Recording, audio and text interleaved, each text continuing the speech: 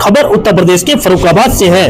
फर्रुखाबाद में निषाद पार्टी के कैबिनेट मंत्री संजय कुमार निषाद के नेतृत्व में संवैधानिक अधिकार यात्रा पहुंची फर्रुखाबाद। दिल्ली चुनाव पर बोले मंत्री संजय कुमार निषाद, राजनीति अभिभावक की तरह है। मंत्री ने केजरीवाल पर निशाना साधते हुए बोले, अभिभावक तो बन गए लेकिन खुद ही जेल चले गए।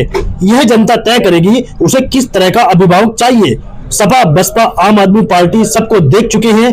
महाकुंभ में हुई घटना पर अखिलेश यादव को लिया आड़े हाथ, बोले लाश पर राजनीति नहीं करनी चाहिए। जांच चल रही है, टीम बनाकर सरकार जांच करा रही है। जांच पूरी न होने तक कुछ नहीं कहा जा सकता। जब जांच अधिकारी जांच कर रहे हैं तो वह कुछ नहीं बोले। बिना जांच के आने पर राजनीति कर रहे अखिलेश यादव। महाकुंभ में लोगों के गायब होने पर बोले मंत्री, जांच चल रही है, कौन दोषी है, कैसे घटना हुई, यह सब कुछ जांच होने के बाद साफ हो जाएगा। मछुआ के आरक्षण के लिए यह यात्रा सहारनपुर से शुरू हुई है और दिल्ली जाकर यात्रा का समापन होगा। मंत्री, आज मिल्कीपुर में चुनाव है, दिल्ली में चुनाव है, क्या तैयारी लग रही है, किस तरीके से भाजपा की आने वाली अपील कर लिया हूँ उसके माध्यम से कि भारतीय जनता पार्टी को वोट दें। काम के आधार पर जो वादा करते हैं वो पूरा करते हैं। राष्ट्रवाद के आधार पर अर्थव्यवस्था सुदृढ़ के आधार पर रोजगार के साधन, जो भी इंफ्रास्ट्रक्चर है, जो भी व्यवस्थाएं मानव को चाहिए। तो संविधान में कहा गया ना कि राजनीति का अभिभावक है, जनता के पैसे के, जनता के भविष्य के और देश के और राष्ट्र के विकास के। तो कैसा अभिभावक चाहिए? सबको देख लिया सपा बसपा कांग्रेस को। ऐसा अभिभावक की अर्थव्यवस्था ही जुटा दिया। ऐसा अभिभावक के लोगों के गार्जियन तो बन गए, वो अपना ही चले गए जेल भ्रष्टाचार में। तो ये आरोप कहना, कथनी और करने में अंतर जिसके पास उसे वोट देने से क्या होता है? केजरीवाल आए थे तो क्या कहे थे कि ना कि हम कैसे मकान, जब सबको मकान दिला देंगे तब हम मकान बनाएंगे। अभी क्या मकान मिला है? तो ये सब चीज़ें हैं। इसके आधार पर सभी जाति, सभी धर्म, सभी व्यक्ति मिल्कीपुर में भी और दिल्ली में भी वोट भारतीय जनता पार्टी में दे रहे और निश्चित रूप से। मंत्री, सबसे ज़्यादा अखिलेश यादव जो है महाकुंभ को लेकर अभी कल संसद भवन में भी बहुत ज़्यादा हो हल्ला हुआ है। तो क्या लग रहा है कि महाकुंभ में जिस तरीके से आरोप लगाए जा रहे हैं उनकी क्या जाँच होनी चाहिए या किस तरीके से कोई इसमें समिति गठित होना चाहिए? कि लोकतंत्र में भारत लोकतंत्र है, संवैधानिक व्यवस्था है।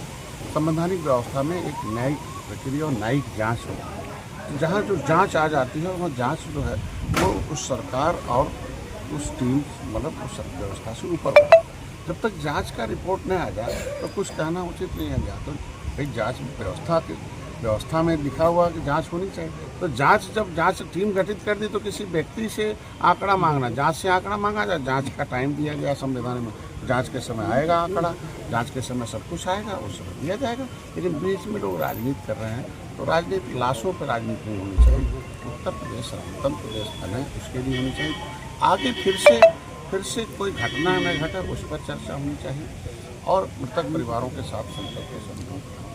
और वो एक पवित्र भूमि है, एक निषाद राज की, प्रयागराज की निषाद राज की भूमि है, भगवान राम निषाद के। और दुनिया के लोग अगर वो जिस आस्था पर केंद्र पर आते हैं तो उस पर उसी हिसाब से दुनिया में भारत की पहचान। मंत्री, सबसे बड़ी बात है कि जिस तरीके से आंकड़े की बात आ रही है कि जो लोग मिसिंग है अभी तक, जिनका पता नहीं, उसके आंकड़े सरकार क्यों नहीं अभी तक खोल रही है? तो जाँच तो इसीलिए लिखा है कि कौन दोषी है, किस कारण हुआ है, कितने लोग हताहत हुए हैं, कितने लोग हुए हैं। तो जांच तो इससे नहीं, ये तो घटना के बाद वैसे मतलब इस हादसे में कितने लोग शिकारी, उसका आकलन क्यों? आकलन तो जांच तो करेगा ना, जांच ही रिपोर्ट देगा ना जो बयान क्या। आपका क्या मतलब कहता है? आपकी पार्टी हमारी सरकारी ने तो जांच लिखा है, सरकारी जांच लिखी है ना। जांच नहीं लिखती तो कहते कि नहीं जांच नहीं कराना चाहते हैं, आंकड़ा नहीं देना चाहते। तो जांच के आधार पर संख्या नहीं कंफर्म है आपको? जांच के आधार पर ही आएगा। कब होगी है जांच का टाइम दिया गया अपने समय। आपकी क्या समय सीमा के अंदर ही जांच की। आपकी क्या है पूरी प्रोजेक्ट, क्या पूरा कार्यक्रम है फर्रुखाबाद में आज किस तरीके से आप लोग? संवैधानिक अधिकार यात्रा है,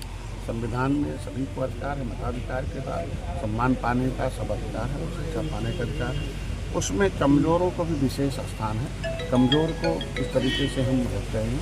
संविधान में अधिनियम है 341 कि मजबूत घोड़ा कमज़ोर घोड़े का हिस्सा खा जाता है। इसलिए आरक्षण की व्यवस्था दी गई है, आरक्षित की गई है। हम पैसा, पुष्टि, शिक्षा, स्वास्थ्य, रोजगार, पद, निष्ठा, राजनीति सब सुरक्षित की गई है 23%। उसमें लेदरमैन, वाशरमैन, फिशरमैन 66 समूह हैं। लेकिन सामाजिक न्याय समिति का रिपोर्ट कहते हैं कि सभी 66 समूहों का हिस्सा केवल लेदरमैन खा रहा है। 27% का हिस्सा केवल मिल्कमैन खा रहा है। ऐसे में इनके हिस्से कहाँ जा रहे हैं?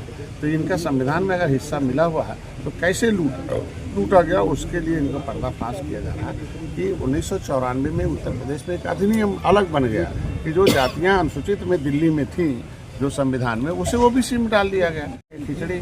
तो फिर हम लोगों ने जब आंदोलन किया 7 जून 2015 को, एक बार रोड पर आए तो फिर उसमें से अनुसूचित पिछड़ी जात से सीट से निकल गई कि नहीं ये अनुसूचित हैं तो वो लागू होना चाहिए। अनुसूचित है तो अनुसूचित है, वो 9% ओबीसी से कटे और फिर एससी में जुड़े, तो जिसको लेना है उसको तो वोट पाना पड़ेगा ना। आपकी पार्टी और राजभर जी की पार्टी में क्या अंतर है? दोनों लोग एक ही न्याय की लड़ाई लड़ रहे हैं। देखिए उनके क्या है, लेकिन हम संवैधानिक लड़ाई लड़ रहे हैं। संविधान में राजभर भी अनुसूचित जाति सूची में है, भर भी है, और जो है बिंद भी है, कश्यप कहार भी है, झूमर भी है, प्रजापति भी है।